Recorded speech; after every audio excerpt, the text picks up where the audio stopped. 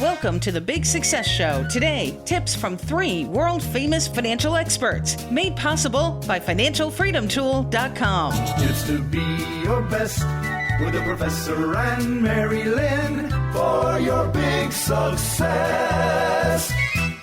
Next week, we're hosting a special podcast series for Money Smart Week, which runs from March 30 to April 6th. Money Smart Week is a national public awareness campaign coordinated by the Federal Reserve Bank of Chicago to help individuals and families better manage their personal finances. Hi, I'm George Kruger, a.k.a. The Professor. And I'm Mary-Lynn, and we're participating in Money Smart Week because our mission at Big Success is, Professor? We help good people have more money to do more good. Yes. And so we decided that we would participate this year in Money Smart Week by creating a special podcast series where you can get advice from the top financial experts in the world. Who are these financial experts? Well, let's tell them, Mary-Lynn. Yeah. Well, during this special podcast series, you're going to hear from broke millennial Aaron Lowry on how to start investing. Today's show's money expert, Jean Chatzky, with tips for women and their money. And best-selling finance author David Bach with the secrets to financial freedom. So today we're going to give you a taste of the advice that you'll be getting in this series. You know Aaron Lowry from her critically acclaimed book, Broke Millennial. She's back with a new book called Broke Millennial Takes on Investing, a beginner's guide to leveling up your money. During our discussion in episode 966, we asked Aaron, how do you know when you're ready to start investing? And I loved her answer, Mary-Lynn. She says, you can think of it like putting on your financial oxygen mask. I believe everyone should start educating themselves whether or not you're financially in a position to start, and the book's a great place to do that. But you do have to go through this process of what I refer to as putting on your financial oxygen mask. And obviously, this is a riff on when you fly and the flight attendant tells you to put on your own oxygen mask before assisting others. Same thing with your money. Investing inherently does put risk on your money. So it is important that you're protecting yourself and you're protecting your money before you get started in investing. And I don't want to scare anyone off from investing. It's a great way to build wealth. But you need to have some other things handled first. And a couple of those things are paying off high interest debt, like credit cards, because if that's got 15 upwards of maybe even 30% interest rate, odds are you're not probably going to see those kind of returns in the market on average. So let's go ahead and get rid of that credit card debt. You want to be setting your goals. Why are you investing? What are you investing for? If you've got short-term goals, for example, I'm moving this weekend. That costs a lot of money. That's not money that I want to tied up in the stock market. So if you had short-term goals, you want to be saving for those. And speaking of saving, you want to have an emergency fund. Now, classic rule of thumb is 6 months.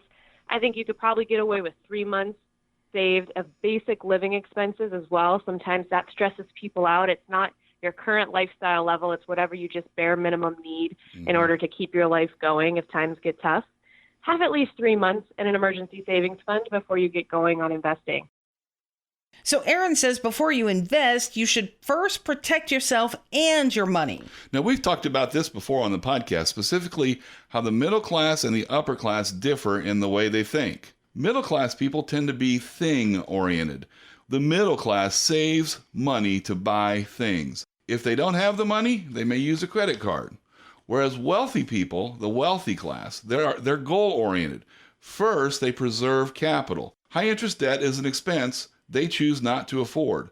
The key is, Mary-Lynn, they have thought this way from the time they were middle class, and that's how they got to the wealthy class. All right, so to summarize, Professor, if you're in the middle class and you want to be part of the wealthy class, start by protecting your money. You got it. Coming up, we'll reveal 2 more personal finance stars who will be our special guests, a television personality and a 9-time New York Times best-selling author. But first, a word from our sponsor, financialfreedomtool.com. Do you stress over money? Who doesn't? Let the Financial Freedom Tool ease your mind by pinpointing opportunities to improve your financial picture. Take control so you feel empowered to move ahead with confidence. Learn more at financialfreedomtool.com. We're going to be talking with some of the top financial experts in the world on our podcast for the next 3 episodes. It's part of a special series for Money Smart Week. All right, so time to reveal our second big guest. And that's big with 2 G's. You've seen Jean Chatzky on NBC's Today Show. She's their financial expert, owner of Her Money Media at hermoney.com, and she's a best-selling author. She has a new book called Women with Money, which helps women determine what they want from their money and provides the pathways to get there. Now, in episode 967, Jean tells us most of the women she talked to say that they feel inadequate about how they're handling their money. But she says there's no need to. Most of the women that I spoke to for this book and most of the women I've encountered in my life, we just feel inadequate. You know, we tie ourselves up into knots thinking that we're not doing the right thing, thinking that, oh, I'm not an investor because I just have a 401k. That doesn't make me an investor. I'm not watching the markets every single day and trying to decide, should I invest because things are going to go up a little bit. And my answer to that is actually the fact that you have a 401k, the fact that you're putting money into it every single month, the fact that you take this measured approach toward achieving your life goals, that makes you a great investor. And you just need to embrace that. And maybe you need a little bit of education in how to talk the language.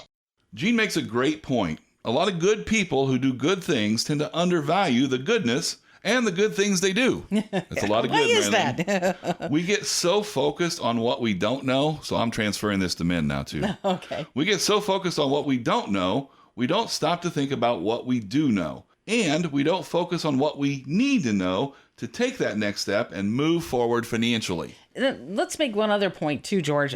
Feeling inadequate is an emotion, right? And when it Yes. comes to money, you're really supposed to try to take emotions out. Yeah, it's okay to think emotionally about your goals, but you need to think rationally and logically about your next money move. Okay. Your goals should stir you up. And if not, you need to get new goals. That's true. That's true. You got to be emotionally invested in your goals. That's right. So our last guest for our special podcast series for Money Smart Week is 9-time best-selling author David Bach. Yeah, you may have heard of his, probably his most famous book is The Automatic Millionaire.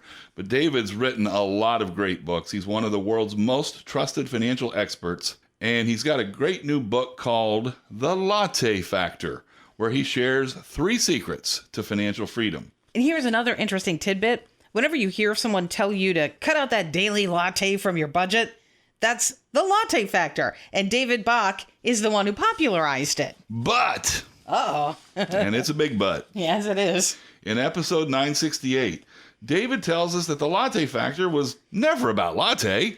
Matter of fact, it wasn't even really about money. The Latte Factor came about because I was teaching a class years ago where a young woman named Kim said to me, you know, she can't afford to save any money. And she was sipping a latte at the time.